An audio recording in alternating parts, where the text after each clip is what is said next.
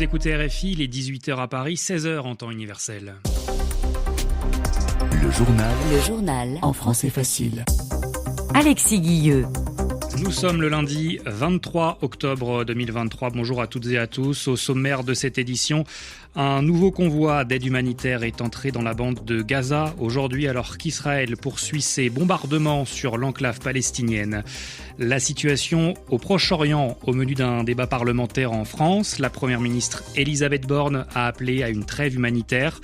Nous irons également en Argentine prendre le pouls de Buenos Aires, la capitale, au lendemain du premier tour de la présidentielle.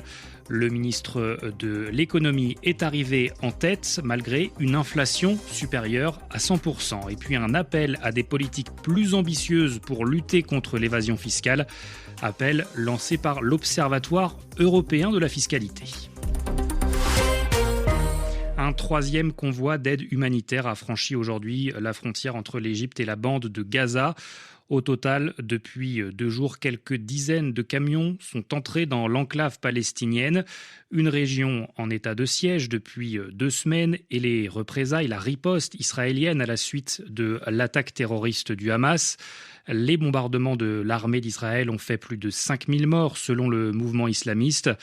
Alors comment est livrée l'aide humanitaire à Gaza alors que des centaines de milliers de personnes sont déplacées et dans le besoin ? Tamara Al-Rifai est la directrice des affaires extérieures de l'UNRWA, l'agence de l'ONU pour les réfugiés palestiniens.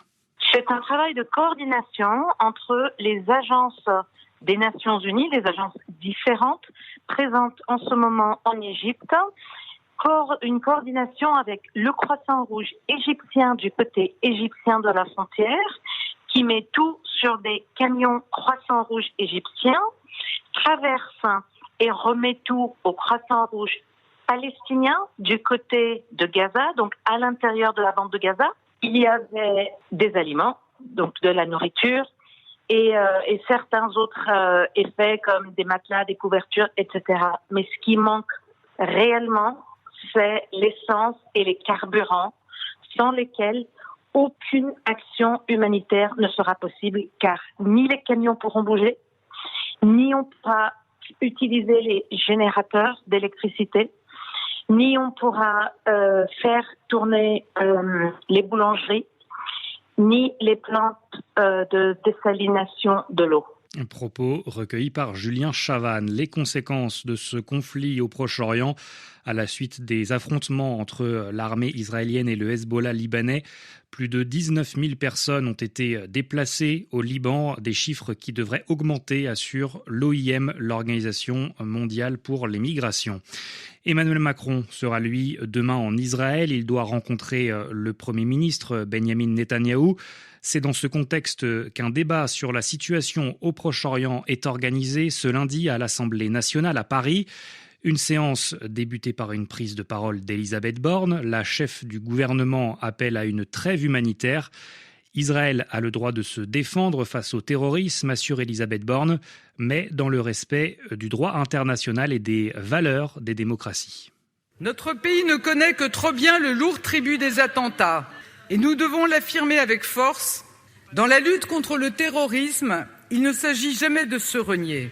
Si le terrorisme doit être combattu, la réponse des démocraties doit être juste. Même dans les combats les plus durs, les plus âpres, nous ne devons jamais perdre de vue ce qui fait de nous des démocraties. Nos valeurs, le respect de l'état de droit comme le droit international humanitaire.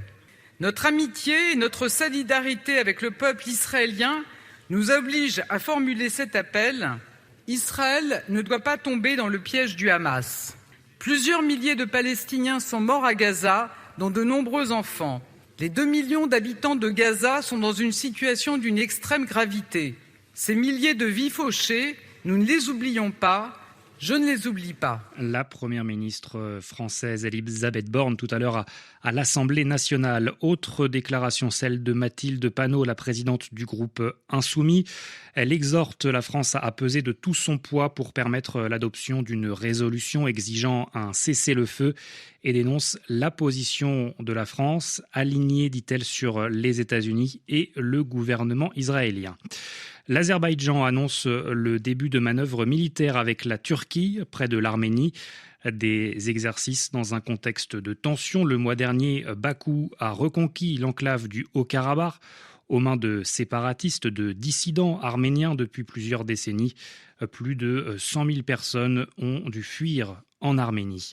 Au Pakistan, Imran Khan encourt risque une lourde peine de prison. L'ancien Premier ministre a été inculpé pour divulgation, dévoilement de documents classifiés. Cette accusation est passible de 14 ans de prison. Après avoir été chassé du pouvoir en 2022, Imran Khan est poursuivi dans plus de 200 affaires. Il assure que le gouvernement cherche à l'écarter des prochaines élections. Les Argentins ont voté, eux, hier pour le premier tour de la présidentielle. C'est Sergio Massa, le ministre de l'économie, qui est arrivé en tête. Et ce, malgré une inflation de plus de 100%. L'ultra-libéral Javier Milei est arrivé, lui, en deuxième position. Ils s'affronteront donc dans un second tour prévu le 19 novembre. Alors, quelle est l'ambiance aujourd'hui à Buenos Aires, la capitale argentine ? Reportage de notre envoyée spéciale Stéphanie Schuller. Buenos Aires s'est réveillé sous la pluie ce lundi. La grisaille est à l'image de l'état d'esprit morose des habitants de la capitale. Certes, beaucoup d'électeurs de gauche sont soulagés. C'est formidable, j'ai été très surpris. J'espérais qu'on allait gagner, mais pas avec autant d'avance. Mais les graves problèmes de leur vie de tous les jours n'ont pas disparu durant la nuit. L'inflation, le piètre état de l'économie, tout augmente sauf les salaires. C'est ça la triste réalité de l'Argentine. D'ailleurs, les électeurs de Massa attendent de leur candidat au tournant. Le travailleur pense à son barbecue, à ses vacances et à réparer sa maison. Moi, je n'ai même pas de maison, alors que j'ai travaillé toute ma vie. Ce gestionnaire d'un magasin de souvenirs a voté pour Javier Milei. Le résultat du premier tour, il n'en revient toujours pas. Comment est-ce possible que Massa obtient tant de voix alors que le pays va tellement mal ? Ce type est responsable de la situation actuelle. Il est ministre de l'économie et voilà qu'il se présente à la présidence et a de bonnes chances de gagner. Ça n'existe pas ailleurs dans le monde. Stéphanie Schuller et Louise André Williams, Buenos Aires, RFI. L'alerte de l'ONU pour Haïti, le nombre de crimes atteint de nouveaux records selon la représentante des Nations Unies dans le pays, avec une augmentation des homicides volontaires et des enlèvements. Elle dénonce la violence des gangs qui a plongé la vie des Haïtiens dans le chaos. Début octobre, le Conseil de sécurité des Nations Unies a donné son feu vert à autoriser le déploiement d'une mission multinationale avec donc plusieurs pays pour aider la police haïtienne. 500 milliards de dollars par an, c'est ce que pourraient générer des politiques ambitieuses de lutte contre l'évasion fiscale. Conclusion d'un rapport de l'Observatoire européen de la fiscalité que dirige l'économiste Gabriel Zucman. Nathanaël Vitran, 6 mesures sont proposées pour une meilleure justice fiscale alors que les inégalités explosent. Ce rapport part d'un constat, l'évasion fiscale n'est pas une fatalité. La preuve, l'échange automatique d'informations bancaires mis en place il y a moins de 10 ans a permis sur la période de diviser par 3 la dissimulation d'actifs offshore par les plus riches. Malgré tout, force est de constater que les grandes fortunes sont aussi les moins taxées. Le taux d'imposition effective des milliardaires dans le monde reste inférieur à 0,5%. En France, on se rapproche même de 0%. L'Observatoire propose donc un impôt minimum mondial sur les milliardaires. On parle de 3000 individus à peine. Taxer 2% de leur patrimoine rapporterait 250 milliards de dollars par an. On pourrait même doubler cette somme en taxant aussi vraiment les multinationales. En 2021, un accord historique avait été trouvé pour un taux d'imposition minimum mondial de 15%, rappellent les auteurs.